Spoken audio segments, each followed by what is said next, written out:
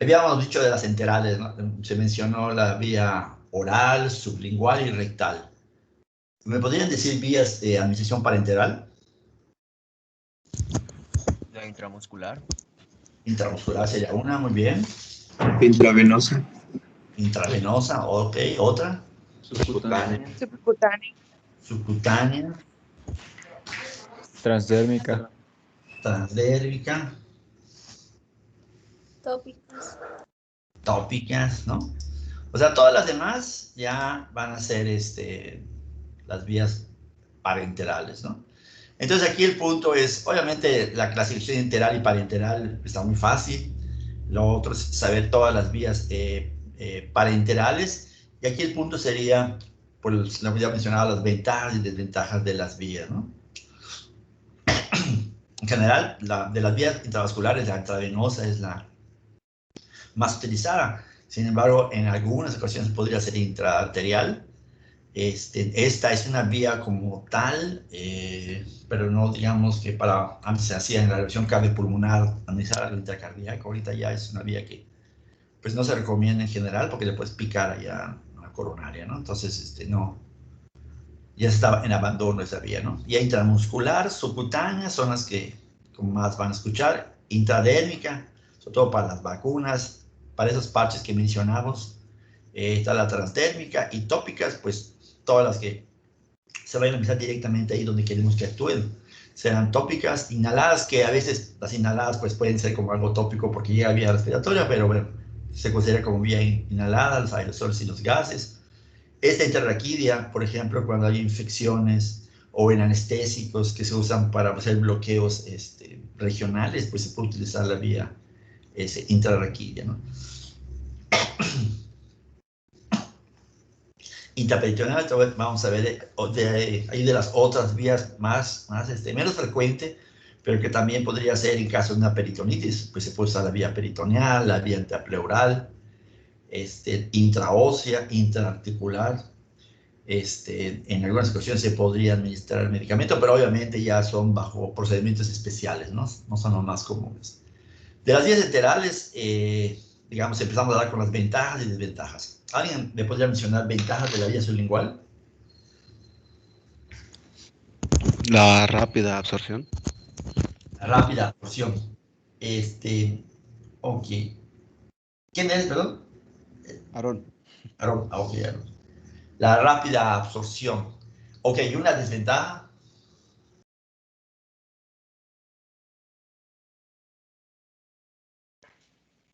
¿Alguna desventaja? Mencionaba que habían ciertos, o sea, como que esos fármacos que se ponen como vía sublingual, a veces se ven como afectados o no se absorben como tal si pasan al estómago cuando se traga, por ejemplo, saliva o por el estilo, eso puede afectar la biodisponibilidad. Ok, ¿no? Si era para vía, tú dices, bueno, pensando en absorbible, ¿no? Para una angina de pecho que tengan que tomarse de aquí para que se absorba y llegue rápidamente. Si lo ingieres, pues sí se va a absorber, pero se da por vía sublingual. Bueno, en el caso del isosorbit, que se puede metabolizar rápidamente por el hígado, pues va a llegar muy poquito a la sangre, la biodisponibilidad va a ser muy bajita, ¿no? Pero si es por vía sublingual, pues se va a absorber mejor. Entonces, o dice, si se ingiere, podría afectarlo, ¿no? Entonces dice, práctica es permite la autoadministración. Van a ver que hacen comparación entre vías que es fácil que el paciente lo pueda administrarse el medicamento por su cuenta, y eso es bueno porque pues, estamos pensando que hay pacientes, la mayoría de los pacientes tienen manejo ambulatorio, ¿no?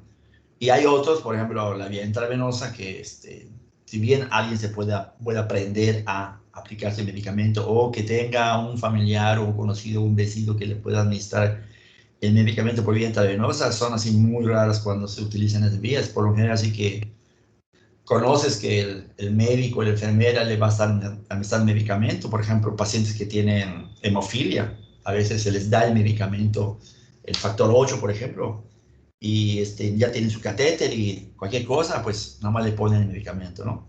Pero es así como que las excepciones. Y todo lo que es por vía oral, en este caso, pues el hecho de que se pueda autoadministrar, lo ven como una ventaja, ¿no? llega directamente a la circulación general, y esto es que por el hecho del metabolismo del primer paso, que es un concepto que vamos a ver, pero bueno, se ha mencionado, ¿no? Le dice de todas las moléculas que entran, que se ingieren por vía oral, por ejemplo, y son metabolizadas en el estómago, en el intestino y en el hígado, pues el porcentaje que llega a la sangre, o sea, la biodisponibilidad, va a ser menor. Entonces, en esta vía, pues evita ese metabolismo del primer paso.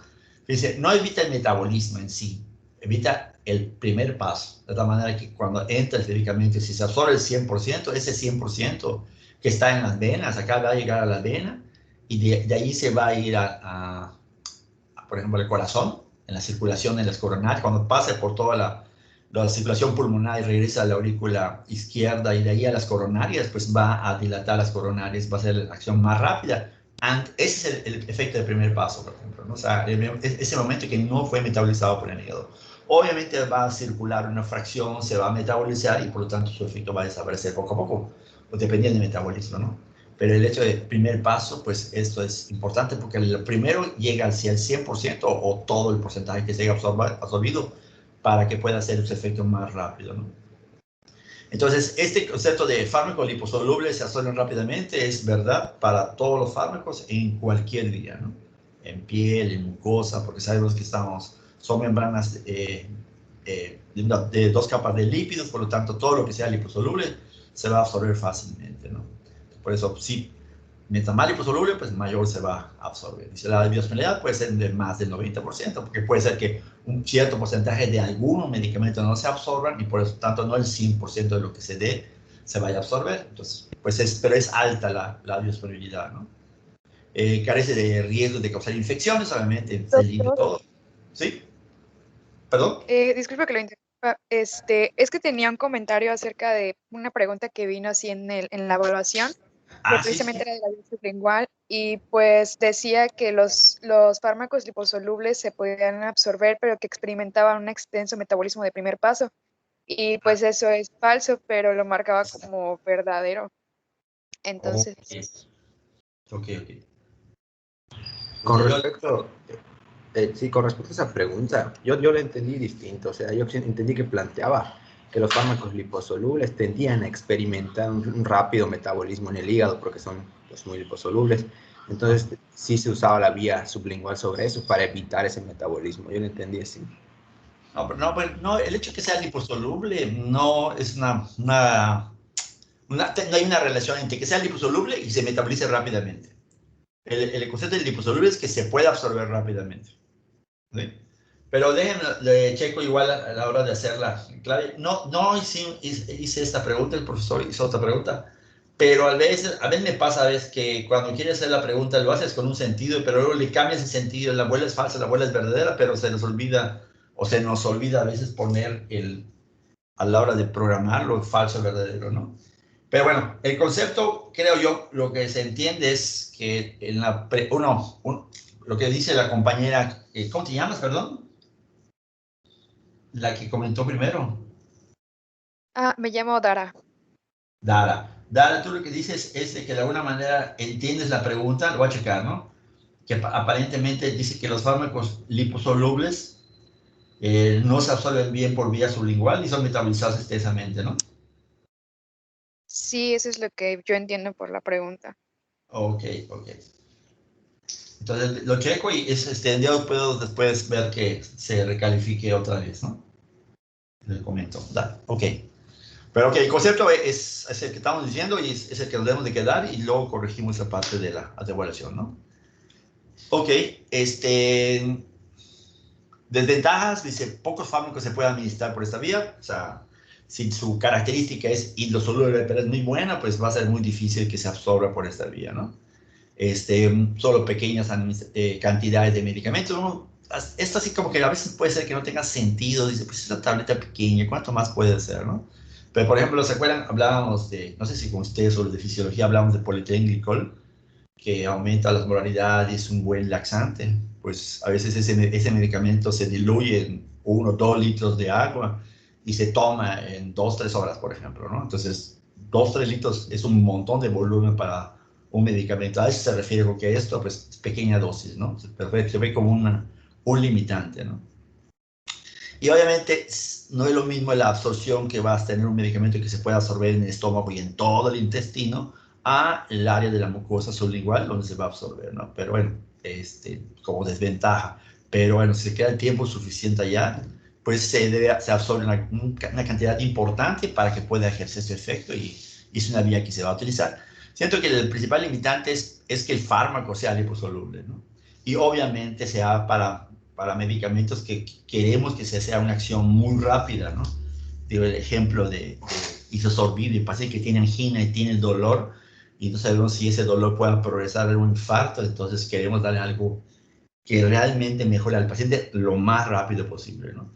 Entonces, sí es cierto, si uno piensa, ¿cuál es la vía en la cual voy a conseguir un efecto mucho más rápido? Pues piensa en la vía intravenosa, pero esto de la angina te puede sucede en cualquier parte de donde se encuentre el paciente, no siempre va a estar en el hospital, ¿no? Aunque seas médico. Entonces, pues es bueno tener una vía que sabes que en cualquier lado la puedes tomar tu medicamento y va a llegar rápidamente para que tengas el resultado lo más rápidamente posible, ¿no? Van a ver después, los medicamentos que se absorben rápidamente ejercen efecto rápido, pero como son tan liposolubles, así como son liposolubles para entrar a la célula, también se distribuyen a todo el organismo y si se reabsorbe, se metaboliza rápidamente, entonces su efecto termina rápidamente, ¿sí? Entonces, por eso va a depender, si a veces quieres que el efecto sea lo más rápido posible o tienes un efecto, sí, ok, quieres que te quite el dolor, la malestar, pero que te dure mucho tiempo, ¿no? Que se prolongue el efecto. Entonces, por eso hay varias presentaciones, ¿no? Pero eso es algo que ustedes quieren que sea rápido, ¿no?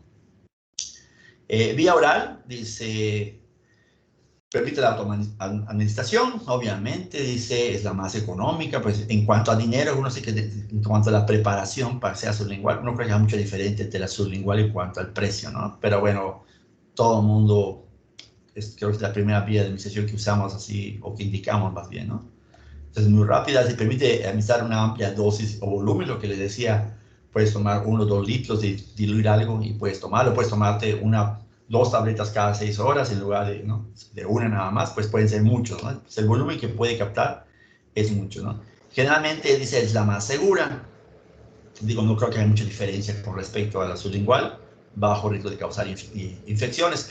Y esto de bajo riesgo de causar infecciones es pensando en la vía intravenosa, porque después vamos a ver que la vía intravenosa es muy buena porque es muy rápida, pero al mismo tiempo pues vas a usar una aguja que tiene que estar estéril, vas a entrar al torrente sanguíneo, si no está estéril la aguja, si no tienes una buena técnica, pues estás metiendo una bacteria en la sangre, en su sistema, y obviamente eso es muy delicado, ¿no? Entonces, comparado con eso, pues dice, es poco riesgo de causar infecciones, ¿no? Dice, ingresa a la sangre generalmente minimizando el riesgo de efectos intensos, o sea, el hecho de que se vaya absorbiendo, pues no es lo mismo que la vía de administración intravenosa, ¿no? En caso de sobredosis puede inducirse el vómito, o sea, y esto lo van a ver como una parte del manejo en caso de pacientes que reciben sobredosis, ya sea voluntario o involuntariamente, ¿no? A veces en caso de intento de suicidio, pues van a ver que una de las vías a veces es el lavado gástrico, con esa intención de o provocar el vómito o el lavado gástrico para evitar que se absorba el medicamento. Y luego también hay, por ejemplo, el uso de carbón activado, que se ingiere y ese carbón activado en la luz intestinal hace que se adhiera el medicamento porque no se ha absorbido, o vamos, ha absorbido todo, y eso hace que, pues, si se ingirió una sobredosis, pues que todo lo que no se puede absorber, pues va a ser bueno para evitar mayor toxicidad en el paciente, ¿no? Entonces, te da chance en un momento determinado que por una sobredosis pueda hacerse algo por el paciente. Distinto es la vía intravenosa, pues que ya está en el torrente sanguíneo y ya no puede hacer gran cosa, ¿no? ¿Qué desventajas tiene la vía oral? Pues obviamente hay medicamentos que producen irritación gástrica, malestar, náuseas, vómito, ¿no? Entonces, si es algo que puede irritar el tubo digestivo, pues será una desventaja, ¿no? Hay pacientes que por algún medicamento les causa molestia, ¿no? Por ejemplo, es muy común poner ácido acetilsalicílico, el naproxen, que inhibe la síntesis de prostaglandina. ¿Se acuerdan del moco gástrico que tiene una capa de moco que tiene un efecto protector sobre la acidez, ¿no? Entonces, imagínense, ponen un inhibidor de la síntesis de prostaglandinas, disminución del moco, y por lo tanto es frecuente que tengan gastritis los pacientes. Entonces, pues, por vía oral, pues puede producir eso, ¿no? La velocidad puede disminuir o aumentar por ciertos alimentos. Lo más común es que el alimento retrase la absorción del medicamento. Es lo más común. Son a poco los medicamentos, lo van a ver, que el alimento aumenta esa absorción.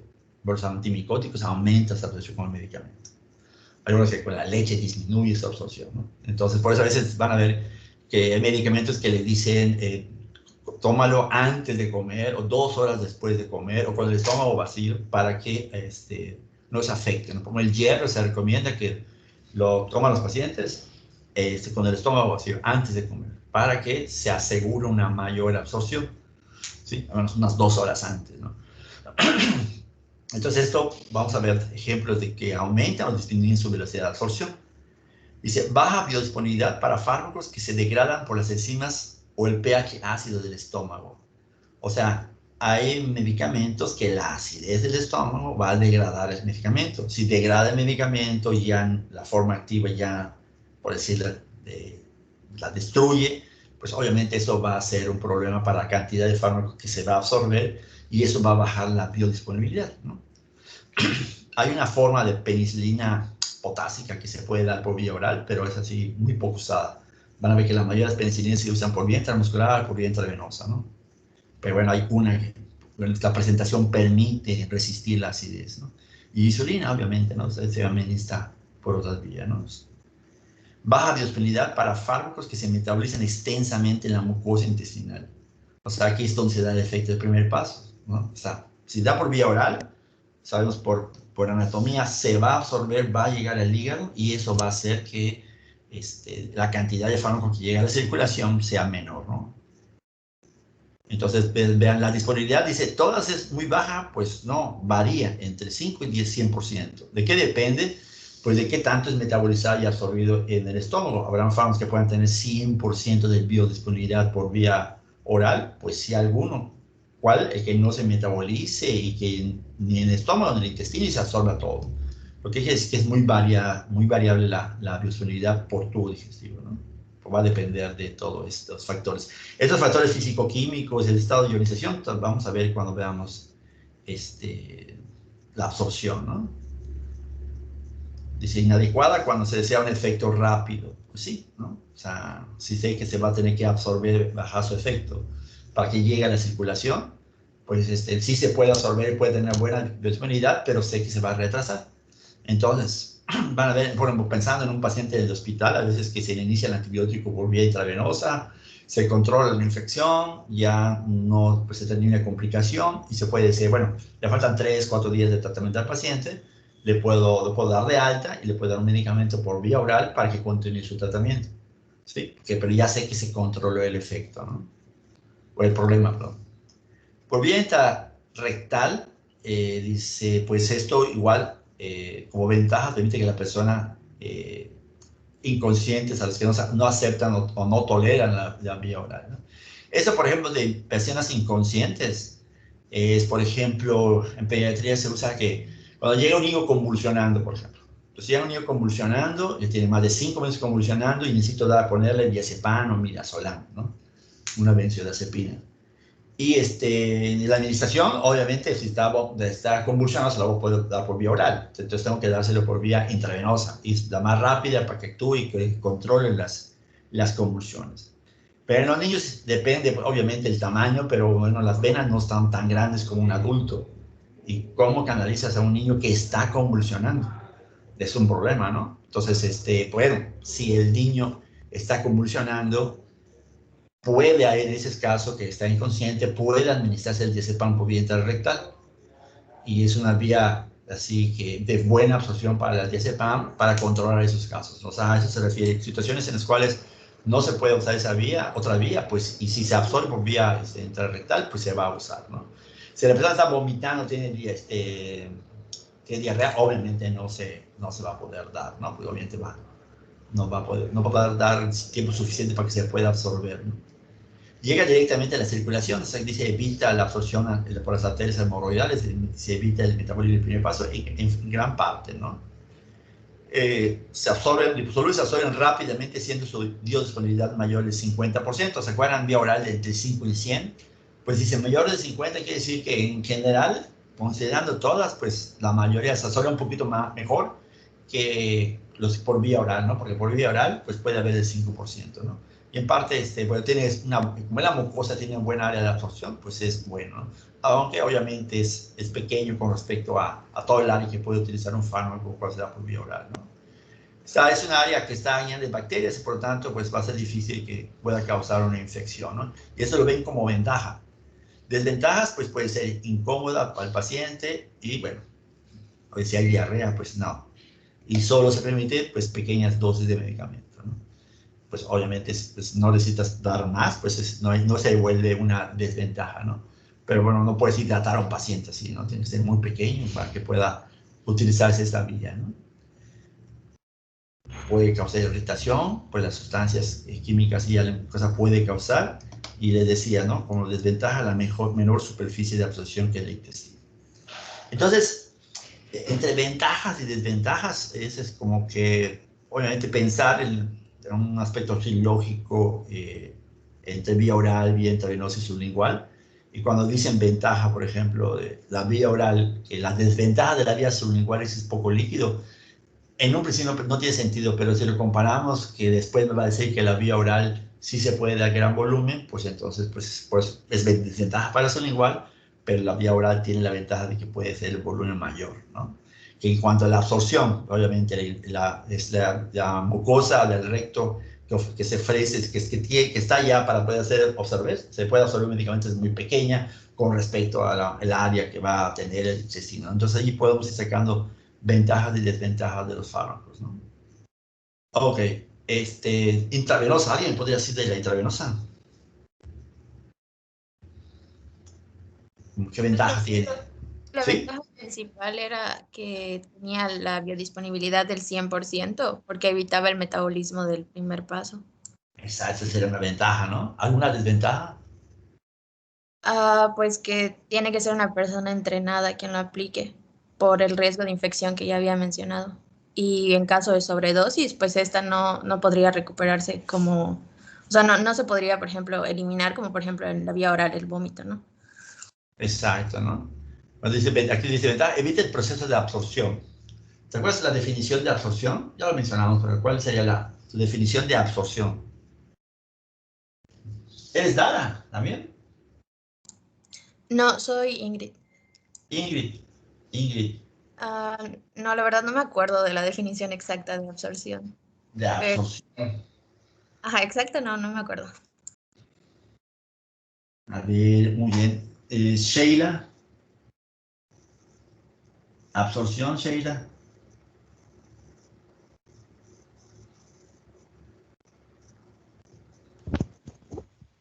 Parece que no está en la reunión, doctor. Ok.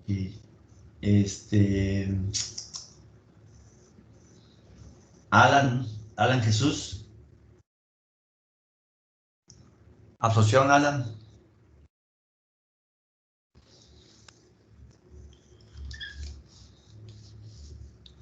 Sí, doctor, buenas tardes. Buenas tardes, Alan. ¿Cuál es tu definición de absorción?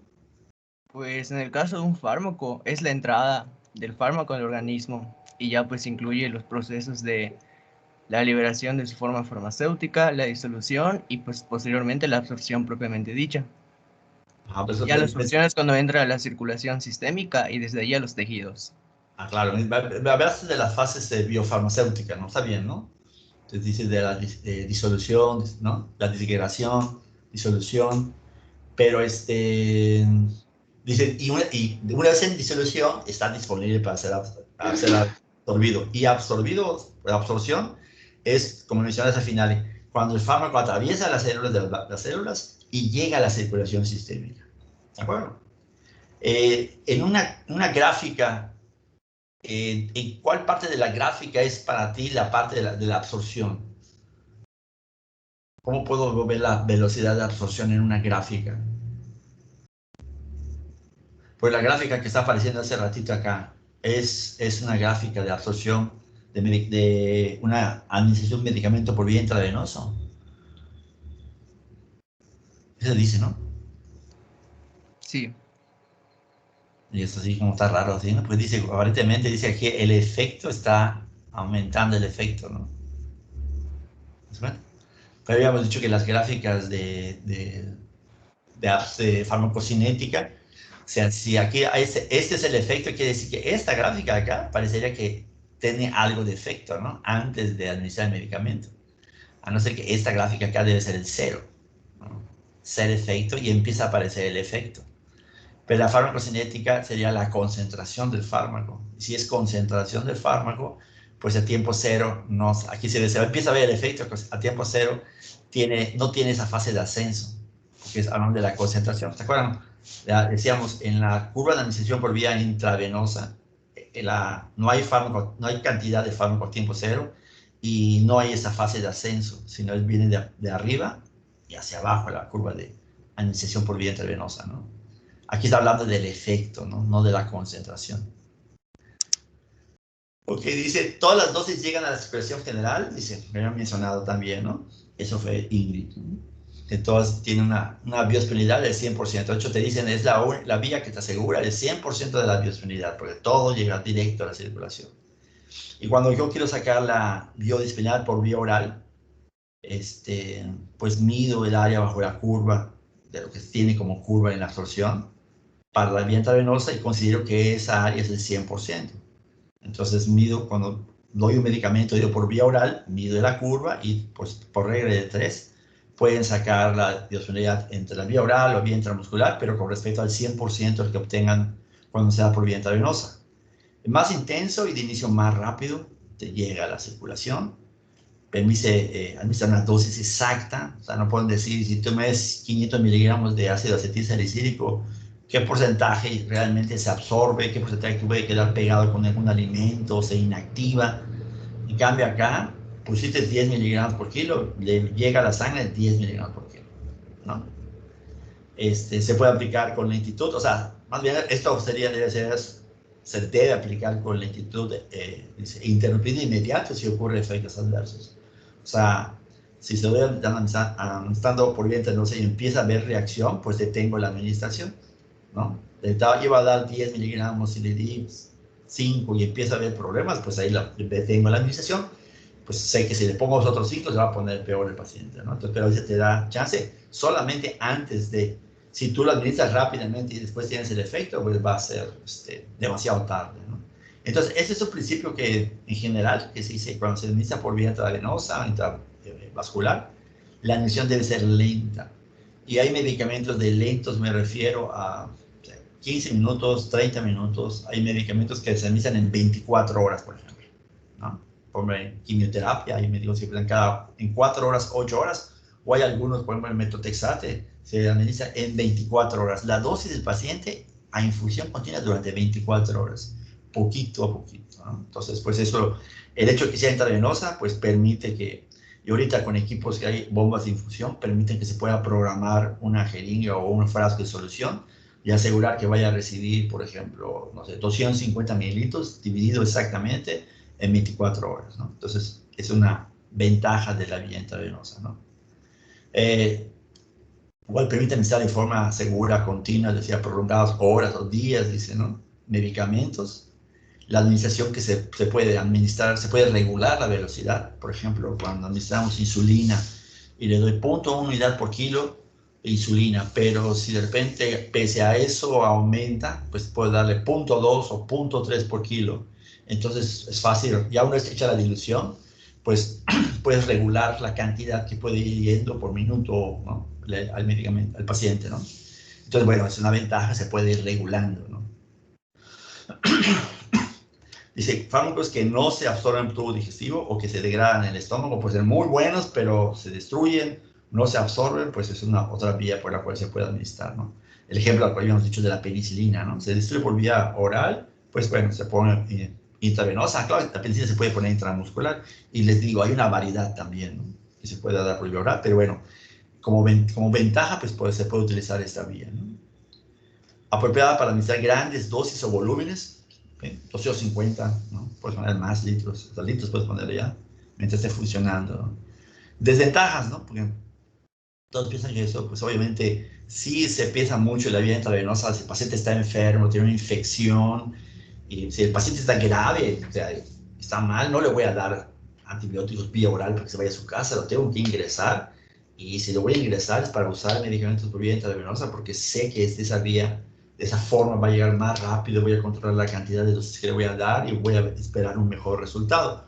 Pero siempre existe las desventajas, ¿no? Entonces, ¿qué hacer? Pues valoras, ¿no? Si es un paciente que no está grave, tiene una infección, pero que no requiere someterlo a riesgo de las complicaciones, se va a cuidar bien en casa, no está indicado realmente por las condiciones que se tienen que ingresar, pues entonces se da por vía oral y no hay problema, ¿no? Suena así como demasiado obvio lo que estoy diciendo, pero algunas veces algunos médicos, con tal de ingresar a un paciente y cobrar en la consulta, cobrar al paciente hospitalizado, pues a veces los ingresan por ingresar y para justificar les ponen medicamento intravenoso y pues sí se curan más rápido, pero y puede ser que no les pase nada, ¿no? Pero los sometemos a este riesgo, ¿no? Y si sucede esta complicación, es cuando viene el problema, ¿no? ¿Necesitaba realmente estar ingresado? No. ¿Para qué le pusiste este riesgo, no? Entonces, si no, pues se manda a su casa, vía oral, y si no, pues se maneja, ¿no?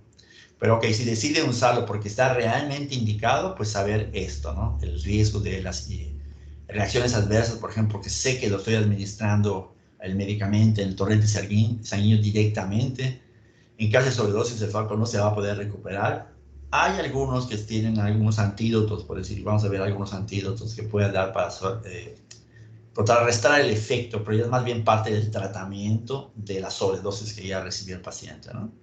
No es para evitar, como en el caso del estómago, el lavado gástrico o carbón activado y evito que se absorba, ¿no? Se requiere, mencionaron esto, se requiere de una persona entrenada.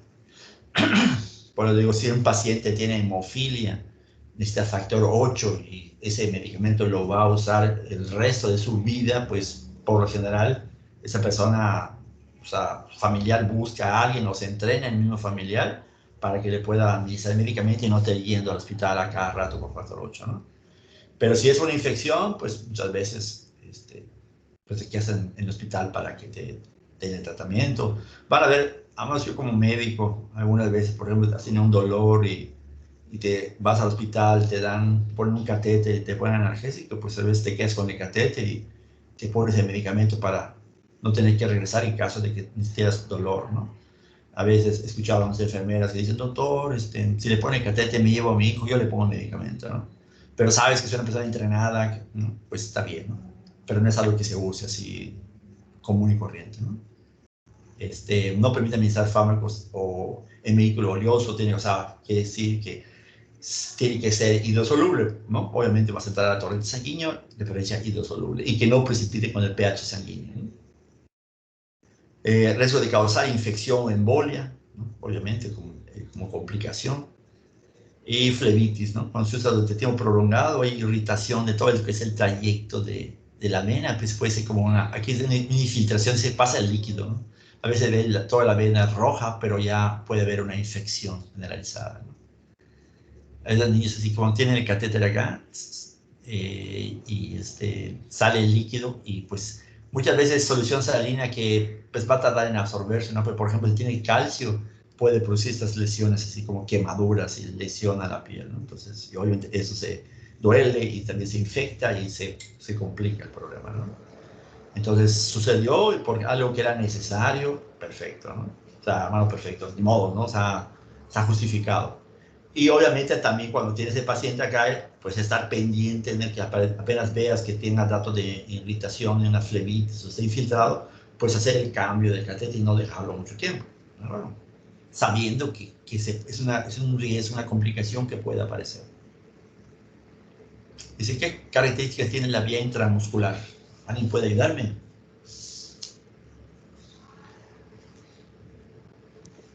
Pues decía que hay fármacos que se pueden quedar ahí, ¿no? Y se pueden ir liberando paulatinamente. ¿Eso sería ventaja o desventaja? Ventaja, ¿no? Ventaja, ¿no? O sea, dices, este medicamento no necesito que se absorba rápidamente y que ejerza su efecto rápidamente. pero no voy a estar inyectando cada 8 horas, ¿no? Si es el mismo medicamento que se deposita ya y se va a ir absorbiendo lentamente, pues aseguras que tenga un efecto pues, durante más tiempo, ¿no? Ok, ¿alguna desventaja?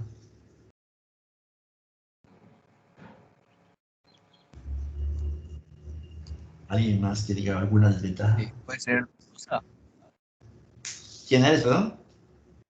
Alan, Ala, dale, ala. te había mencionado que puede ser dolorosa y en algunas ocasiones puede causar hemorragia intramuscular. Hemorragia. Pues, hemorragia, fíjate, sí pueden producir hemorragia. El hecho de que se haga el cuadrante superior externo, supuestamente, obviamente después cuando tú haces la inyección te dicen que debes de jalar para ver que no estés en un vaso y si no estás en un vaso, depositarlo, ¿no? Pero más que hemorragia, que no sé, si lo haces en el lugar correcto es bajo el riesgo, ¿no? No quiere decir que no pueda suceder. Pero yo pensaría más, por ejemplo, en infección, ¿no? En infección, si no se hace la técnica adecuada, pues también podría ser eso, ¿no? Aquí no mencionan, está el ángulo a 90 grados de aguja para llegar al tejido subcutáneo. Dice una biosolubilidad entre el 75 al 100%. ¿Recuerdan? Vía oral, 5%, 5 a 100. Entonces, intramuscular, perdón, intrarrectal decía, por lo general, debe 50, ¿no? Dice intramuscular 70, 75 a 100. Intravenosa 100, ¿no? Pero aquí 75 a 100, ¿no? O sea, que puede ser que no estoy utilizando la vía intravenosa, pero un fármaco que se pueda absorber bien, puede ser que el 100% se absorba y llegue a la circulación sistémica, ¿no? Debido a gran riesgo de sanguíneo, pues el caso de fármacos, ¿no? Si se hace en un sitio, ¿no? Donde pueda hacer, pues existe ese riesgo, ¿no? Permite administrarse fármacos insolubles o en vehículo oleoso, o sea, que se pueda absorber acá y que se puede ir liberando de manera sostenida, por lo que ya mencionaron también. Y en desventajas dice el máximo volumen tolerable, 5 mililitros de inyección, pues a veces tienen 2, 3 mililitros, ¿no? Requiere de una persona entrenada. Igual hay personas que una vez ya se entrenan o porque usan medicamentos seguidos, se pueden inyectar a ellas mismas, ¿no? Pero bueno, requiere cierto grado de entrenamiento. Obviamente es más el entrenamiento que se requiere para administrar por vía intravenosa, ¿no? Pero bueno, si capacita a la persona, se le puede administrar, ¿no? Dolor, ¿no? La irritación, el caso de sobredosis de fármaco no se puede recuperar, ya está, ya hemos depositado, se va a absorber. Riesgo de causar infección o abscesos, pues igual, como complicación. Y dice, no puede usarse en pacientes con deficiencias congénitas de la coagulación. Eso sí, a veces uno se olvida de esa parte, ¿no? Porque recibe tratamiento con anticoagulantes. Obviamente dice, deficiencias congénitas hay varias, pero digamos lo más común es la hemofilia, ¿no? La hemofilia de factor 8, factor 9, o se está tomando anticoagulantes sí, porque necesita, no sé, un problema de fibrilación auricular y está formando trombos y se requiere dar el medicamento anticoagulante. Pues obviamente si yo estoy haciendo punciones, pues el pequeño sitio donde pueda sangrar, pues obviamente va a haber mayor sangrado y mucho más en esos vasos, ¿no? Entonces ya aquí, aunque lo estés usando con la técnica adecuada, a veces pasa, no es que vaya a sangrar y vaya a desangrar un paciente con la infección, sino son pequeñas hemorragias y aparecen pequeños hematomas, ¿no? Queda el moretón allá en la nalga y obviamente el paciente se molesta, ¿no? Porque dice, por la técnica, ¿no? Pero muchas veces no es la técnica, sino simplemente es el problema de coagulación. Aquí hace tiempo, en las prácticas de laboratorio, cuando usábamos sangre, nosotros sacábamos sangre, pero hace como, no sé, unos 5 años, 6 años, le sacaron sangre a un estudiante, pero una vez que te sacan sangre, pues te tienes que comprimirte la vena un rato, ¿no? Entonces ya a veces no se comprimió el vaso y tuvo que tener hematoma así, toda la cara anterior del brazo y fue así como a reclamarme, mire, doctor, ¿qué me hicieron, no? Pues sí es un riesgo, ¿no?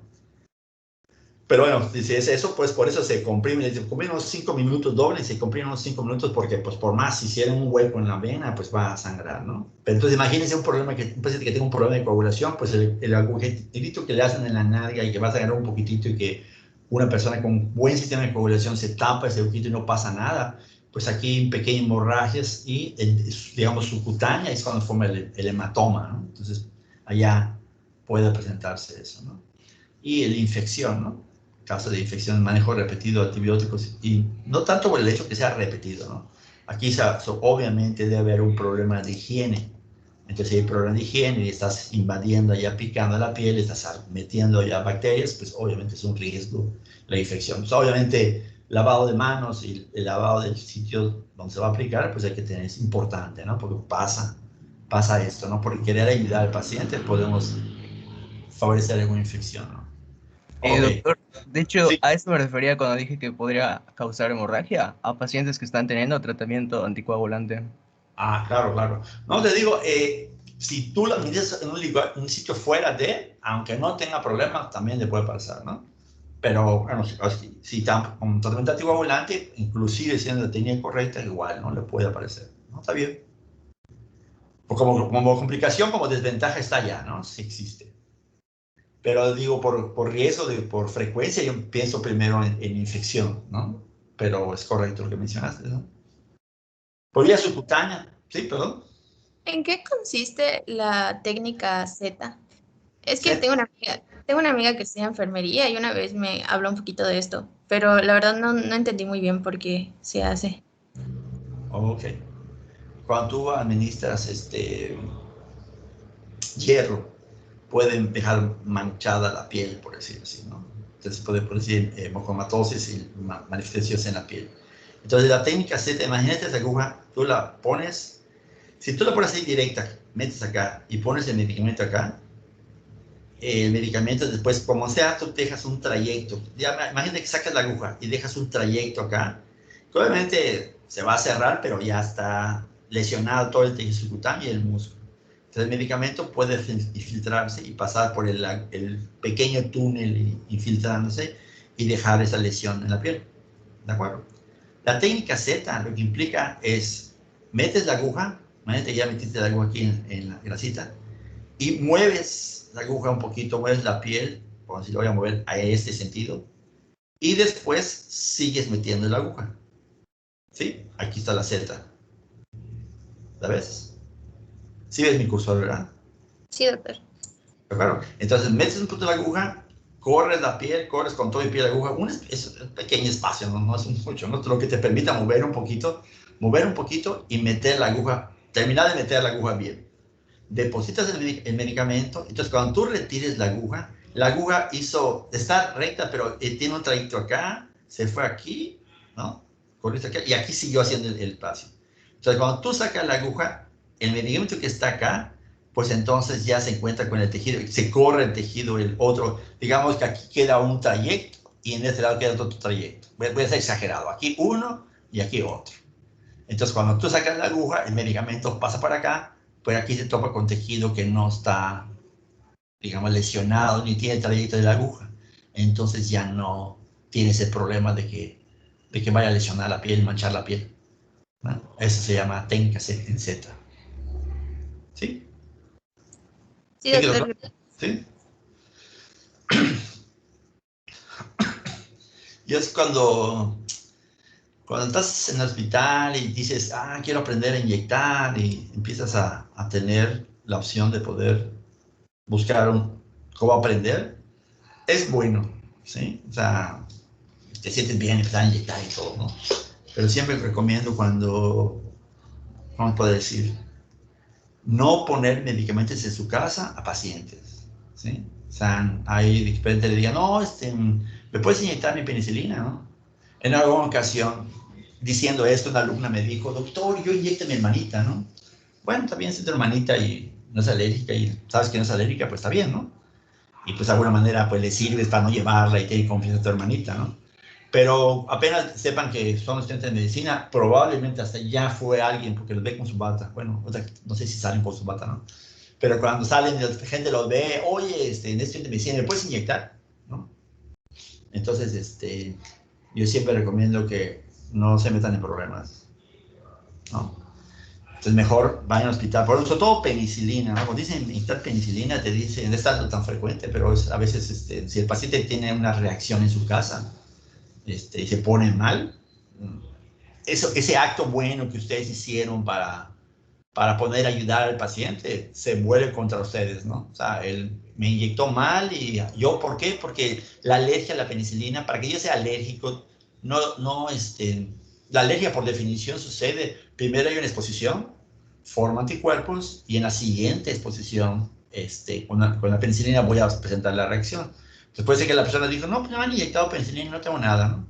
Y si esa vez tú le pones, y ella tiene anticuerpos, y tú le pones penicilina y hace reacción, pues entonces la paciente va a decir, no, pues es un estudiante, me inyectó mal, entonces te metes en problemas, ¿no? Entonces mejor, aún así graduado, vaya al hospital para que le pongan el medicamento, ¿no? Hay gente que lo hace y no les pasa nada, pero es así muy, muy riesgoso, ¿no? Por lo que puede pasar. Yo sé historias de gente que llegó el paciente a la farmacia, le dijo, oye, ¿me puedes inyectar? Y lo inyectaron y se murió en la farmacia, por ejemplo. Y resulta que la persona esta se quería suicidar, sabía que era alérgico y fue y pidió un favor, y mientras pues el problema ilegal no te lo quitas, ¿no? Bueno, por vía subcutánea, ¿algún comentario, una ventaja o desventaja? Si me quieran decir. Sí, sí, doctor. Es de acceso fácil y sencillo. Tiene escasa iatrogenia. De hecho, el paciente puede aprender a inyectarse, por ejemplo, la insulina, es muy común. No precisa tanta colaboración por ejemplo, de un médico o algo así que te esté atendiendo. Los inconvenientes son los pequeños volúmenes que se pueden inyectar. Y la limitación de los fármacos y tipos de fluidos que pueden inyectarse, ¿no? Valga la redundancia. ¿Cómo te llamas, perdón? María Teresa del Toro.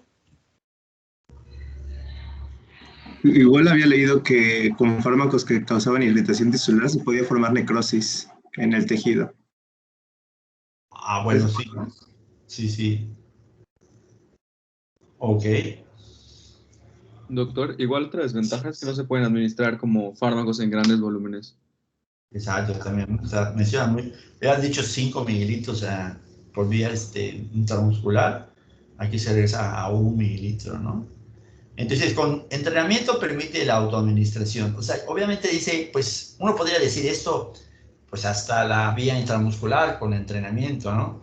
Pero está aquí, como ya mencionó su compañera, ¿no? Por el hecho que es una vía de administración por humo para el paciente diabético que tiene insulina y tiene aplicación de administración. Ahorita ya hay insulinas, unas bombas de difusión que están conectadas al tejido subcutáneo y se administra de manera así permanente el medicamento, ¿no?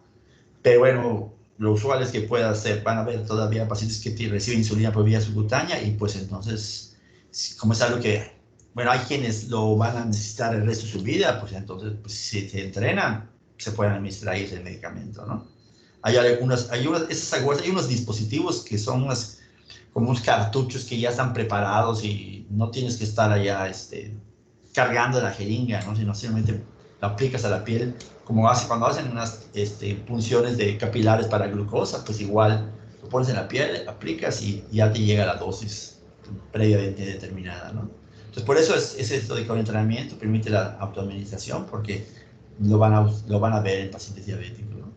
Se absorbe bien en un vínculo acuoso y lentamente no oloroso, ¿no? Entonces, aquí tiene esta característica, una biodisponibilidad del 75 al 100%, que igual como grupo pues es una alta biodisponibilidad. Se puede retrasar la absorción, normalmente que algo que quieren ustedes ponerle algo frío para que pueda retrasarse, así como se puede calentar para que aumente la circulación, ¿no? Pero en caso de que se quiera retrasar, pues se puede poner eso para evitar efectos. Cada vez que se tiene algún vasoconstrictor, pues obviamente se cierra la circulación y se va a retrasar la absorción, el paso a la sangre, porque hay una vasoconstricción. Esto lo vamos a ver en anestésicos locales, que si yo aplico un anestésico local porque quiero que aquí se bloquee la conducción y ustedes van a hacer una sutura, van a tener una aguja y van a estar costurando la piel, pues entonces, cuando hablemos de fármacos que se absorben, yo creo que se absorbe para que entre a la circulación y llegue al sitio de acción. Pero en caso de un anestésico local, no. Si yo quiero que el medicamento se quede aquí, que no se absorba, o que se retrase su absorción, entonces le pueden agregar, van a ver que hay lidocaína con epinefrina o lidocaína sin epinefrina, ¿no? Entonces, si es un tejido sangrante, mucha circulación, piden lidocaína con epinefrina para que haya una vasoconstricción Aparte que, por ejemplo, en heridas de cuero cabelludo, ayuda que tenga epinefrina porque el cuero cabelludo es muy vascularizado y sangra mucho. Es común ver paciente que llega así con la cara llena de sangre, se ve muy aparatoso, le empiezan a lavar la cabeza, empiezan a quitarle y resulta que es una pequeña herida de, no sé, 2, 3 centímetros. Como que no es proporcional el sangrado con el tamaño de la herida. ¿Por qué? Porque, tío, el cuero cabelludo esté muy vascularizado. Entonces, le están lavando y usted le están metiendo en la aguja para suturar y está sangrando más. Entonces, allá ponen lidocaína con epinefrina, hace vasoconstricción, ya deja de sangrar, ven más limpia la herida y entonces pueden hacer la sutura más fácilmente. Pero el hecho de que tenga la vasoconstricción, pues retrasa la absorción. Se retrasa la absorción, se queda más tiempo el fármaco en el sitio donde ustedes quieren que se quede.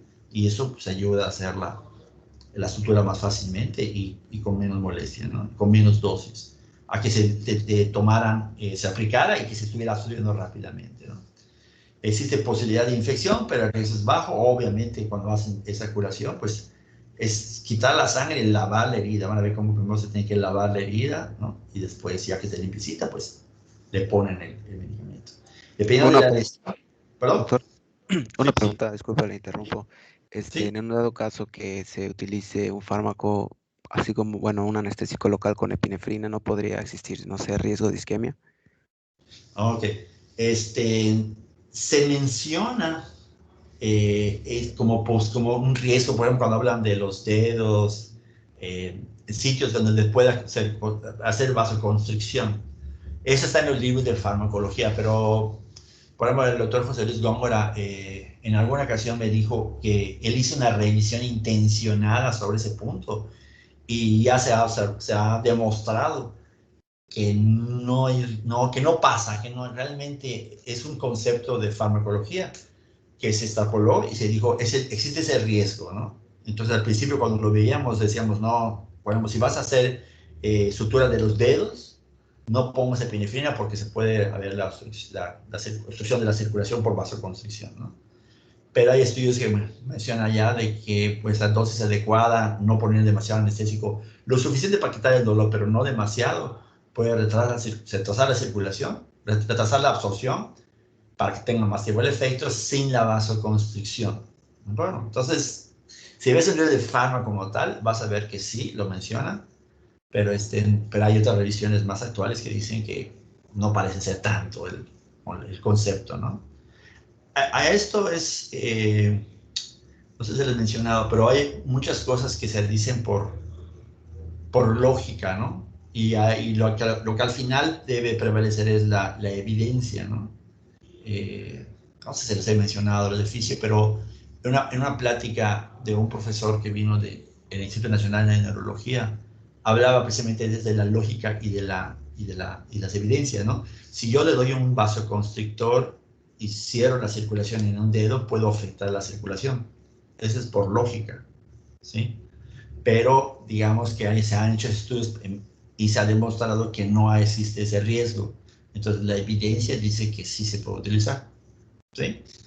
Pero bueno, tú vas al hospital y te dicen, no, vas a hacer dedo, no pongas vasoconstrictor y no estás sangrando el dedo, pues y ya eres hábil haciendo las suturas, pues, y quieres evitarte el riesgo, pues, si no quieres ponerle, no le pongas, pones lidocaína sin epinefrina para evitar esa posibilidad, ¿no? Pero en teoría la evidencia dice que no hay ese riesgo, ¿no? Bueno, van a ver en medicina cómo de repente hay cosas que a veces dicen que sí, que no, y entonces esos son temas allá de discusión y de experiencia, ¿no? ¿Ves? Cuando una vez que te pasa ya no lo quieres volver a hacer, ¿no? Pero bueno, ese tema está hacia discusión, ¿sí? Farmacológicamente sí existe el riesgo de vasoconstricción cuando se usan, ¿no? Epinefrina con lidocaína, ¿no? Un poco riesgo de infección, obviamente pues ahí tienes que lavarlo, lo hemos dicho, ¿no? Máximo 1 mililitro, vean, ¿se acuerdan? La muscular decía a 90 grados, aquí dice 45, la intención es que llegue a tejido subcutáneo, ¿no? Obviamente, aunque sea 45 y lo metes muy profundo, pues va a ser subcutáneo, puede llegar a ser muscular. Y la otra cosa es que esas jeringas que se utilizan por lo que son más pequeñas, ¿no? Pero aunque sean más pequeñas, pues va a depender de la cantidad de tejido subcutáneo de la persona, ¿no? Entonces igual pues influye mucho eso, pero por lo general se recomienda una inclinación de 45 porque Si es a 90, pues sí tienes más riesgo, más posibilidad de que llegara a intramuscular. No pasa nada, ¿no? Pero la idea es que ponerlo acá, especialmente para que se vaya absorbiendo lentamente y mantenga el efecto más tiempo, ¿no? Y 1 mililitro de volumen. ¿Se acuerdan? Intramuscular decía 5. Dolor e irritación, pues, inyectado. Y casi todo ese cefalco no se puede recuperar, ya está en el tejido. Vean, la intradérmica, vean, 15, que dicen, 15 grados de inclinación de la nefrita, ¿no? Ya realmente intradérmica es aquí en la dermis, ¿no? Como aquí está mencionando esta bolita que se puede ver acá. Y el uso, ¿no? Menciona acá es para las vacunas, ¿no? O sea, no todas las vacunas, ¿no? Hay vacunas que se ponen intramuscular, ¿no? Pero hay algunas vacunas, ¿no? Por ejemplo, la del BCG, ¿no? Para tuberculosis es intradérmica, ¿no? Entonces menciona ya la dermis, hay una cantidad de células dendríticas como para que exponer allá el antígeno que estemos administrando acá, pues se puede poner intradérmica. Esa sí requiere un poquito más de entrenamiento, ¿no? Para poner el ángulo apropiado y no pasarse y dejarlo intradérmico, ¿no? Casi ver cómo se forma esa bolita ya en la dermis para saber que está bien aplicado. 5 intramuscular, 1 subcutáneo, aquí sería 0.5, ¿no? Intradérmico 0.5, ¿no? No mucho volumen. La absorción es muy lenta, porque obviamente hay menos bases sanguíneas que se vayan a absorber. Posibilidad de infección, pero de riesgo bajo, mientras está aplicando acá. O sea, si bien vía oral decían poco riesgo o sin riesgo, pensando que todo está limpio, intravenoso, intravascular, pues riesgoso, porque no por el hecho de que no te laves la mano, sino porque estás entrando a la circulación, igual acá, ¿no? Pues está entre vía oral y vía intravenosa, pues estás picando la piel y puedes producir alguna infección, ¿no? Obviamente, pues tejidos, material estéril y una limpieza así adecuada, pues reduce esa posibilidad, ¿no? Entonces siempre pensar de que queremos ayudar al paciente, pero también saber que lo podemos afectar, ¿no? Entonces, si aquí el riesgo es la infección, pues hacer todo lo posible para no ponerle una infección, ¿no? Agregarle un problema. El dolor, pues a veces no se puede evitar. Técnica difícil, es lo que decía, requiere mucho entrenamiento, ¿no? Yo diría que es mucho más la técnica para mí intravenosa que esta, ¿no? Pero como que hacen, o sea, hincapié de que como que por la inclinación y llegar a la dermis nada más, pues como que se requiere un entrenamiento especial. Obviamente eso lo practicamos por lo general, si ponen las vacunas, lo ponen las enfermeras son buenísimas para empezar esa vía, ¿no? Para nosotros saber que existe la vía. La transdérmica ya hemos mencionado, ¿no? También como vía del parche, como una vía de presentación farmacéutica, poca biodisponibilidad por vía oral. Nitroglicerina es el ejemplo que yo he dicho para sublingual o también para parche, ¿no? Se absorbe muy bien, poca biodisponibilidad. Cuando es por vía oral, ¿no? Por eso se usan estas vías, ¿no? Entonces ya por esta vía, como es liposoluble, pues tiene una buena biodisponibilidad. Se va a, el hecho que esté en el parche, les decía, por ejemplo, para los anticonceptivos también, ¿no? Que son así igual liposolubles, si son derivados de colesterol, son liposolubles, pues entonces se da a dar cada 7 días, pues mantiene concentraciones durante mucho tiempo y por eso es una vía también que se puede utilizar, ¿no? También analgésicos, narcóticos se pueden utilizar a través de esta vía. Dice, mantiene niveles plasmáticos reduciendo el riesgo de tolerancia. Les digo por los analgésicos narcóticos que se pueden utilizar, pues por eso le ponen como relación a la tolerancia. Fíjense, en ninguna habían hablado de tolerancia, ¿no? Entonces hacen relación por eso, ¿no? Porque luego van a ver que hay analgésicos que se van a administrar por esta vía, ¿no? Entonces por eso es que reduce el riesgo si se usa un parche, ¿no? Ideal para fármacos con vida media breves. ¿Alguien sabe qué es una vida media? Sé que no lo hemos visto, pero no sé si alguien ya lo leyó por allá. Una vida media. El tiempo en el que se metaboliza. El tiempo que se metaboliza, digamos, el tiempo en el cual la concentración de un fármaco baja a la mitad. O sea, si tiene 100 miligramos por decilitro, ¿en cuánto tiempo tiene 50? Si tiene 50, ¿en cuánto tiempo tiene 25? ¿Sí? Entonces, el tiempo de vida media. Entonces, si tiene una vida media muy corta, quiere decir que se está metabolizando o se está eliminando rápidamente.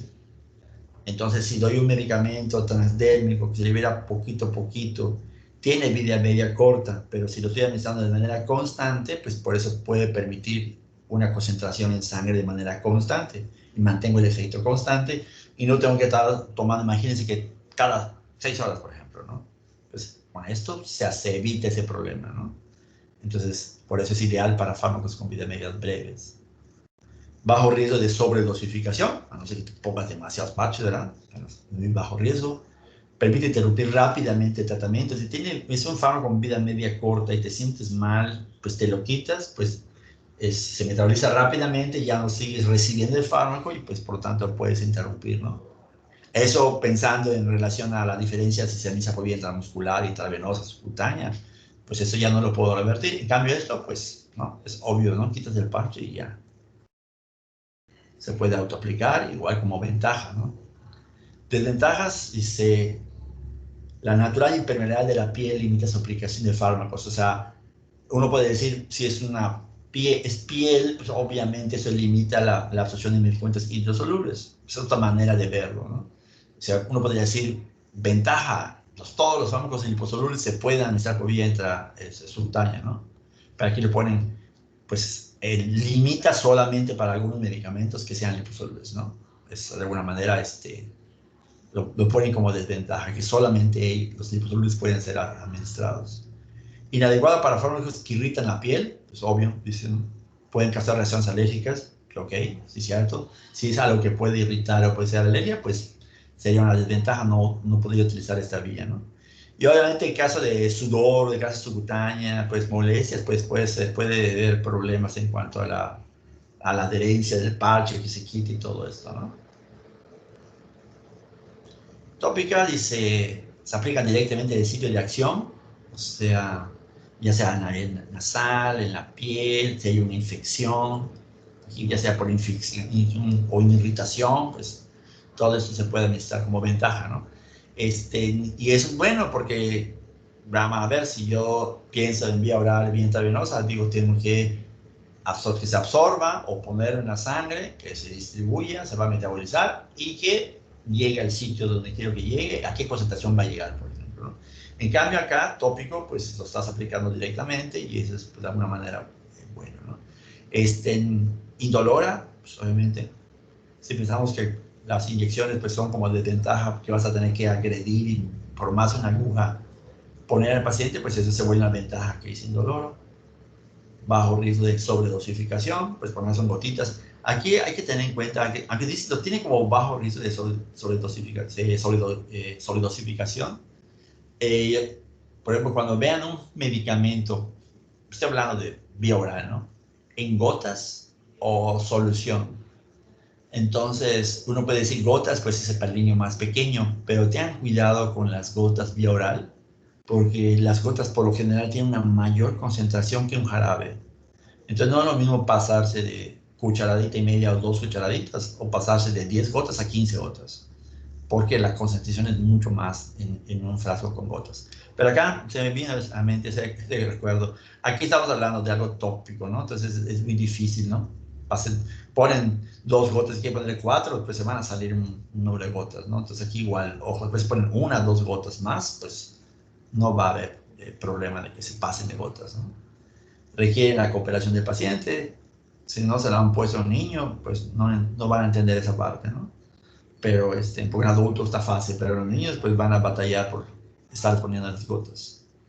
Puede causar irritación, como cualquier cosa que se ponga tópicamente, pues puede causar irritación. Y aquí mencionan como unas ventajas la vía intravaginal, ¿no? Puede ser difícil. La tópica, vean, inhalada, o aquí le ponen tópica inhalada, porque de alguna manera es una variante de tópica, ¿no? Pues para inhalada. Aquí los medicamentos pongo para el salbutamol, se pone un espaciador, y aquí no tiene es una mascarilla, ¿no? Pero a veces tiene una mascarilla acá, y para que se aplique el medicamento y se pueda absorber, se pueda inspirar el medicamento. Entonces, el espaciador cumple una función importante, porque si no tiene el espaciador y lo aplican directo, cuando lo apliquen, aprieten esto y venga el medicamento, mucho del medicamento se queda en la orofaringe.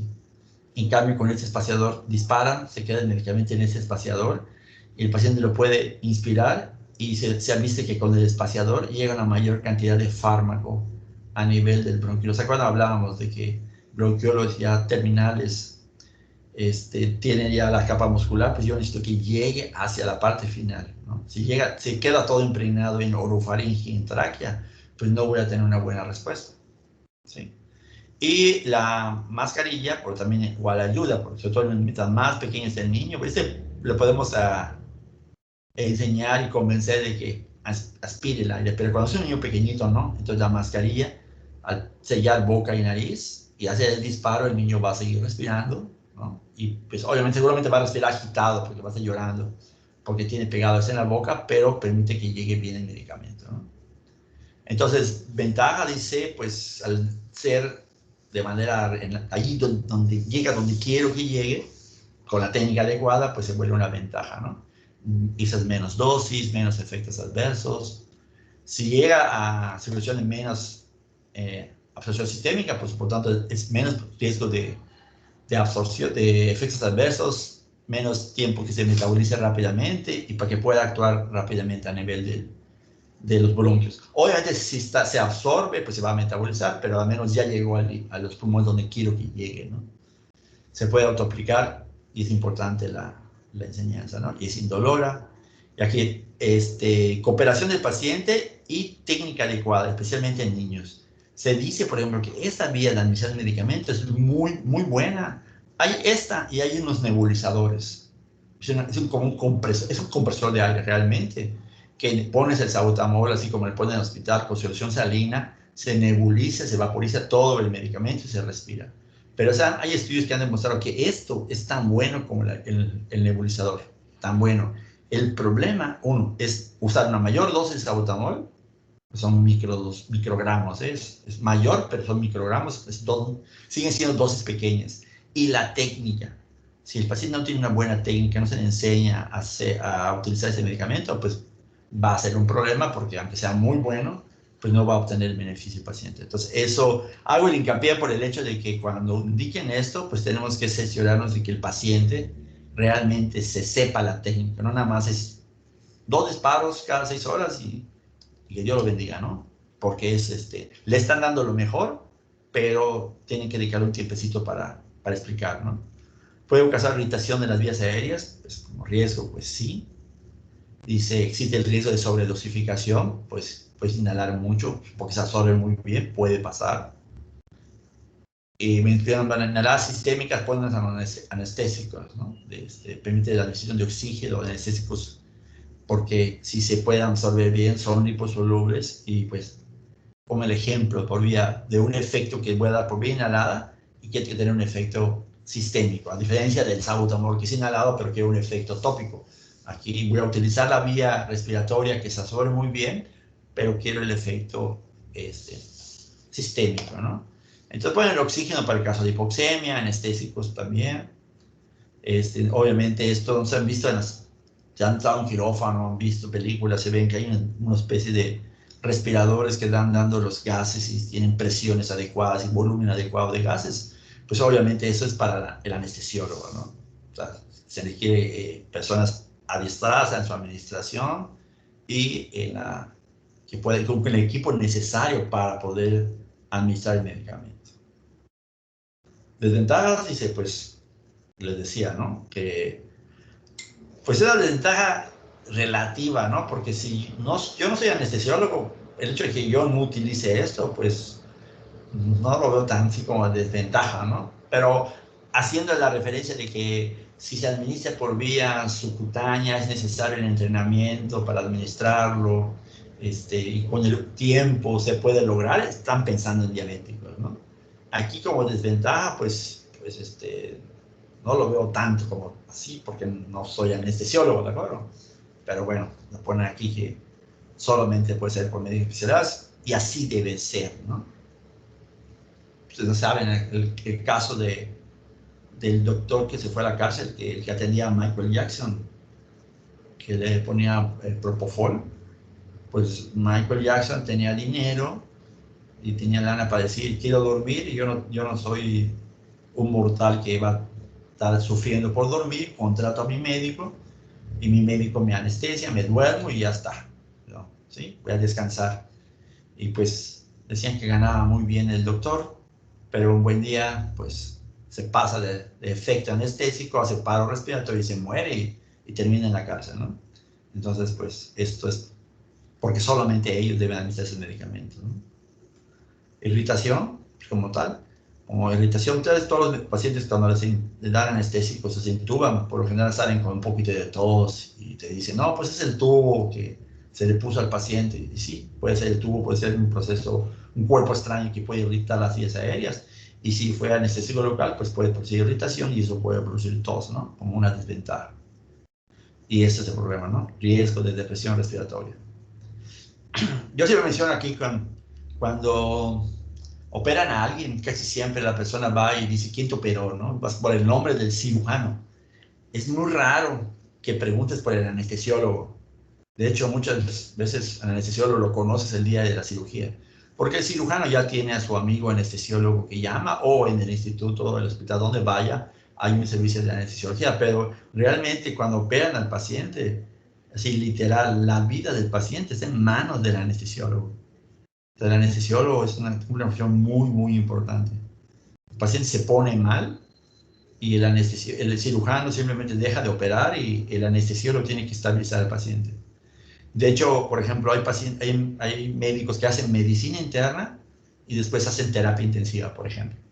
Los anestesiólogos pueden hacer sus 3, 4 años, no sé si son 4 años, pero pueden hacer anestesiología y de anestesiología pueden pasar a terapia intensiva, porque realmente están manejando pacientes siempre, manejan aminas, manejan ventilación, lo del paciente grave, ¿no? Se pone grave el paciente en ese momento y ellos tienen que sacar al paciente. ¿Sí? La gloria se la lleva el cirujano, pero ellos son los que al final nos mantienen vivos durante la cirugía. Solo por esto, ¿no? Si se deprime, pues están vigilando que se deprime, conectarlos a un ventilador y asegurar que se siga ventilando y oxigenando al paciente, mientras el cirujano quita el apéndice o te quita la piedra o lo que tú quieras, ¿no? Pero él se quiere mantener vivo. Pero bueno, como riesgo, depresión respiratoria, ¿no? Intrarraquídea. Disculpe, doctor. Sí, sí. Una pregunta con respecto a las diferencias entre la vía inhalada tópica y la sistémica. Es que, por ejemplo, la tópica solo va a actuar sobre las vías respiratorias. O sea, sí es, digamos que ahí es donde quiero que actúe. ¿Sí? ¿Por qué te digo esto? Porque el salbutamol puede producir hipopotasemia. Entonces, yo tengo un paciente, si uso nebulizaciones una cada 20 minutos por 3 dosis, que es el dosis de rescate, y después le pongo nebulizaciones cada 6 o 8 horas, es muy poco probable que produzca hipopotasemia. Me refiero a un efecto sistémico. Pero si está en terapia intensiva y le pongo nebulizaciones así cada hora, lo estoy dando para el efecto tópico de producir broncodilatación.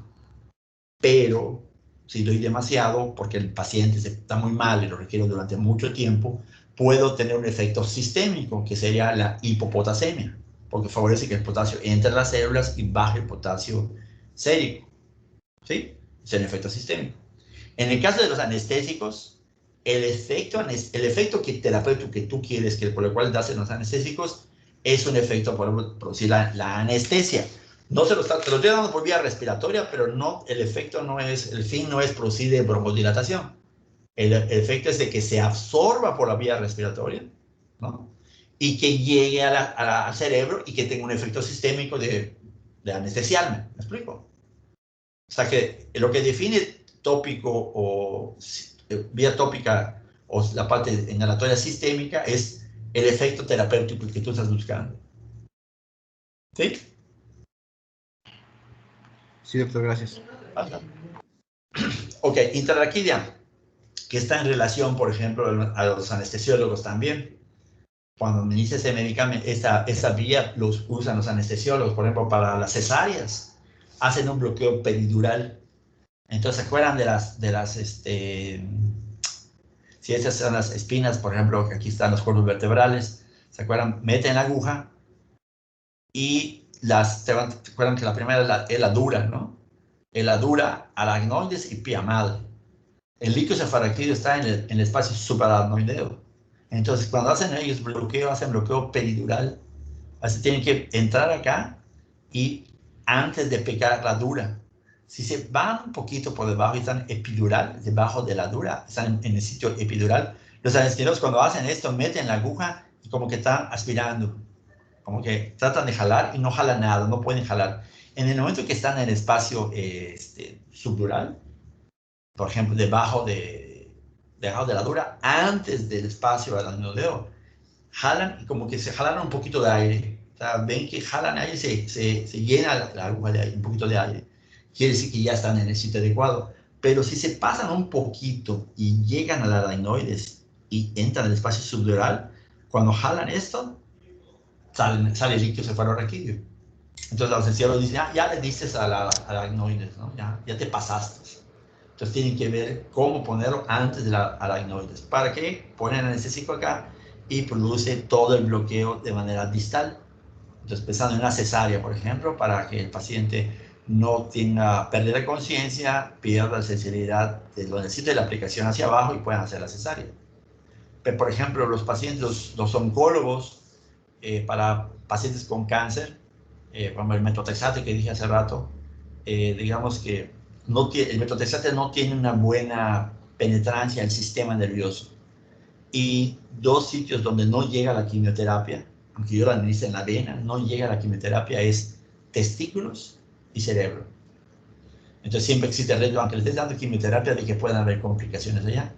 Entonces, para prevenir daño de células leucémicas en el cerebro, en el sistema nervioso central, pueden aplicar esta vía y ellos sí se van a la adenoides, el líquido cefalorraquídeo, y sacan. Entonces, ellos sí tienen que meter la aguja, sacar el líquido cefalorraquídeo, ya saben que está en el espacio subaranoideo y ahí ponen el medicamento para que, pues sí, tome la circulación del líquido cefalorraquídeo y cubra esto y mate células cancerosas si estuviera alguna en el sistema nervioso, ¿no? Entonces, el anestésico o analgésico lleva directamente al sitio de la acción en el espacio epidural. O sea, está hablando para los anestésicos que se dan para bloqueo regional, ¿no? Va a llegar directamente. Entonces, en el caso de los anestésicos, pues va a bloquear la conducción de todos los nervios espinales y por lo tanto, por eso el paciente no va a tener dolor, ¿no? Ni va a poder mover los pies. De hecho, una vez que bloquean esto, por ahora la señora va a decir, mueva su pie. Y no puedo, pues ya hecho que no mueva el pie, ya implica que ya se afectaron las células de las neuronas motoras, ¿no? En cuanto a la sensibilidad, pues igual ya saben que por lo general, con una pinza aprietan el anestesiólogo les dice cuándo ya pueden operar, en base al tiempo que tarde y vea el efecto que ya están en condiciones. Y por lo general el cirujano, antes de cortar, como que con una pinza dan cuenta, hace un pellizco de la pinza de la piel y le dice, doña Juanita, ¿cómo está? ¿Cómo se siente? ¿Bien, doctor? Y le tienen pinchada aquí la piel, ¿no? Quiere decir que ya está bien anestesiada. Y entonces ahora sí, hacen el corte, ¿no? Para no decir cortar y que tenga dolor, ¿no? Dice, evita la depresión cardiorrespiratoria. Sí, a diferencia de las administradas por vías sistémicas, sí puede pasar, pero van a ver cuando se administra esto, por lo general el paciente, la mesa le inclina un poquito para levantar un poquito la cabeza y disminuir el riesgo de que el anestésico vaya a pasar hacia arriba, ¿no? Si más bien que bloquee la parte de abajo, ¿no? Pero bueno, comparado con los anestésicos generales, pues el paciente sigue hablando y consciente, entonces, pues, si está hablando y consciente, tiene buen patrón respiratorio, pues ella misma se defiende en cuanto a problemas respiratorio. En cambio, los anestésicos inhalados ya vimos que puede producir depresión respiratoria y es necesario intubarlo y ventilar al paciente, ¿no? Se puede controlar la dosis con precisión. Por ejemplo, hay veces que pueden dejar, cuando meten la aguja, pueden dejar un catéter y hay pacientes que el catéter lo dejan aquí en el espacio epidural y el extremo del catéter lo ponen pegado en la espalda del paciente y lo dejan aquí, el extremo aquí en la parte de adelante, por decir, de su tórax aquí, en la parte anterior, ¿no?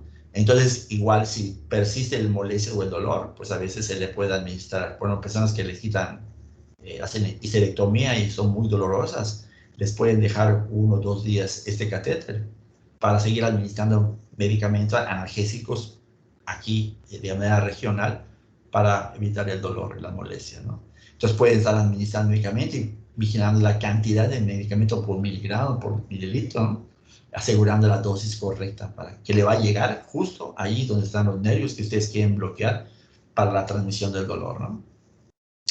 Desventajas, pues obviamente entras al torrente ya al medio del sistema nervioso, es lo mismo que por caso de una infección. En la piel te puede, si entra una infección en la sangre, te puede dar infección en cualquier lugar, ¿no? Pero una infección a nivel del sistema nervioso central es algo serio, ¿no? Pues entonces estás entrando directo al sistema nervioso, entonces riesgo de infección, ¿no? Riesgo de daño medular, porque van a... ¿Se acuerdan? Decían la médula espinal. ¿Se acuerdan en qué segmento termina el cono de la médula espinal? De anatomía. Sí, creo que era L2, ¿no? L2. De L2. Exactamente L2. Por eso esa punción lo van a hacer en L4. Y para buscar L4, buscan la espina la espina ilíaca, y la espina ilíaca acá en la parte posterior está más o menos a nivel de L4. Entonces, de espina a espina, de espina a espina, trazan una línea imaginaria, y en ese espacio donde vean sientan la espina aquí de la vértebra, pues inmediatamente por debajo, pues están en el cuarto espacio. Entonces, en esta figurita acá, ponemos si aquí terminar L2, L3, L4, entonces aquí ponen. Cierto que está en la cola de caballo, ¿no? Caudequina que está aquí rodeando, pero bueno, el riesgo de lesionar la médula es baja, siempre y cuando hagas punción en L4, ¿no? Entonces, para eso se ve dónde termina la médula final y dónde se encuentra la L4, ¿no? Para cuando hagas esa punción, pues asegurar, evitar el riesgo de puncionar la médula, ¿no? Pero bueno, siempre existe ese riesgo. Ocasionar dolor residual duradero. Es algunas mujeres cuando le hacen esto, algunas después, años después, te siguen diciendo que les sigue doliendo, ¿no? Al aplicar esta vía intrarraquídea, ¿no? Las otras vías, decía el peritoneal, le decía, pacientes que tienen insuficiencia renal, pues pueden hacerle una diálisis, una hemodiálisis, pero muchas veces empieza con una diálisis peritoneal, o a veces el paciente se piensa que va a necesitar una diálisis momentánea, ¿no? Entonces, pues, utilizan el peritoneo. Era más fácil de entrar y meter un catéter aquí en la cavidad peritoneal y poner líquido. Aplican el concepto de diálisis, ponen líquido con soluciones. Y por ejemplo, el paciente tiene insuficiencia renal, tiene mucho sodio, pues entonces le ponen una solución con poco sodio. La glucosa aquí, igual la concentración de la glucosa es importante, porque si tiene mucho volumen, pues le pongo una solución hiperosmolar, para que por gradiente de concentración, diferencia de osmolaridad, el líquido, al ser muy hiperosmolar, el líquido que está en la cavidad peritoneal, pues atrae una mayor cantidad de agua al peritoneo y después se puede extraer. Entonces van a ver que el paciente con diálisis se va cuantificando. Metes 1 litro y ¿cuánto sale? Entonces, ya metí 5 litros y ¿cuál es el balance? Pues entraron 5 litros y salieron 6 litros. Quiere decir que tiene un balance negativo, ya perdió un litro el paciente, aparte de los iones, ¿de acuerdo? Entonces, pues puede utilizar esta vía. Pero una vez que yo entro acá, pues un riesgo, ¿cuál es? Pues el de infección. Entonces, por eso se menciona esta vía, para el caso de pacientes que tienen una peritonitis, pues se puede utilizar esta vía para la administrar el medicamento, ¿no? Intrapleural, la verdad, 1 o 2 veces en mi vida me acuerdo haber visto esto, de poner como una infección, y que tiene que tener infección, que tiene un catéter por sí, pleural o así para ponerlo, pero no es lo común. Intraperitoneal, que es el caso, intraóseo, se puede utilizar esta vía. En pediatría van a ver también cuando el niño llega chocado, ¿se acuerdan? Cuando está hipovolumen, hay disminución de volumen, hay una descarga simpática masiva, decíamos, hay una vasoconstricción, se cierran arterias, se cierran venas. Entonces el paciente cuando llega chocado y después quieres checar las venas y no ves las venas, están todas cerradas y empiezan a puncionar el paciente y no se puede. Y obviamente en grandes pues puedes buscar la subclave a poder poner un catéter central o una yugular, pero en niños muy pequeños, aún esas venas pues no son tan fáciles, ¿no? O necesitas ser una persona entrenada para buscar esas venas y poner un catéter. Entonces van a ver que en la reanimación de los niños se puede utilizar la vía intraósea.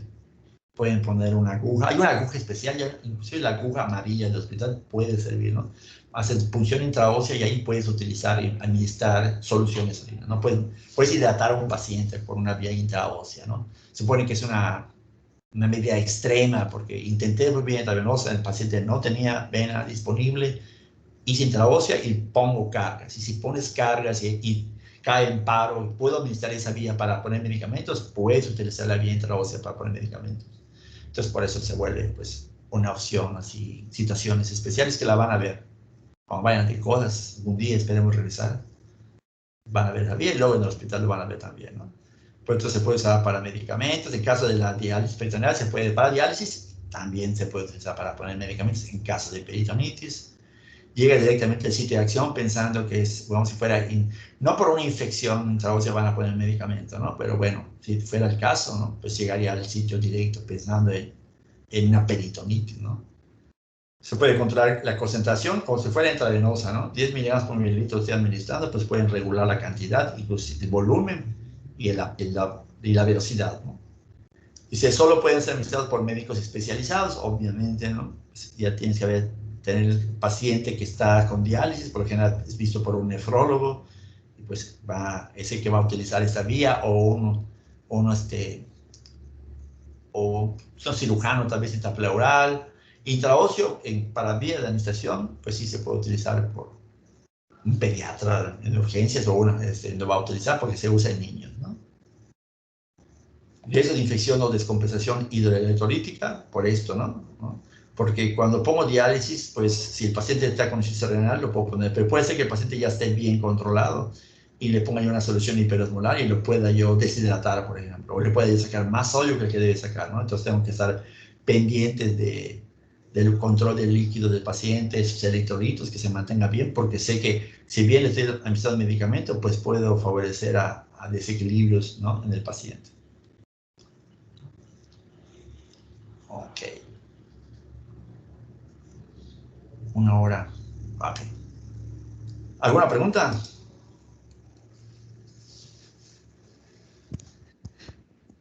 No por mi parte, doctor. Son así muchas de definiciones también, ¿no? O sea, es igual, y para mí son cansadas, ¿no? Pero ya tenemos, ya de mañana debemos empezar, no mañana, el miércoles, ¿no? El miércoles empezamos con farmacocinética y hay un poquito más de explicación más que de concepto, ¿no? O sea, de definición como tal, ¿no? Pero bueno, nada más la primera parte, ya después vayamos, tal vez tengan una participación más activa ustedes. Ok, ¿algo? ¿Ninguna pregunta en comentario? Todos ustedes ya están en contacto con todos los profesores, ¿verdad? Nadie falta. Sí, doctor, todos en contacto. Todos. Ok. Sí. Muy bien, muy bien. Entonces, bueno, si no hay una pregunta, chicos, nos vemos el miércoles. ¿Sale? Con la parte esta de la primera parte de la vía farmacéutica y absorción. Doctor, también del libro del Jaramillo. Sí. Ok, Déjame gracias. ver.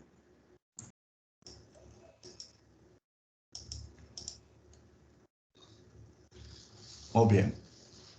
Pues entonces, nos vemos el miércoles, ¿sale? Hasta el miércoles, Sí, doctor. doctor. Buen día. Gracias. Hasta el miércoles, Buen doctor. día. Hasta luego, dicen. Gracias.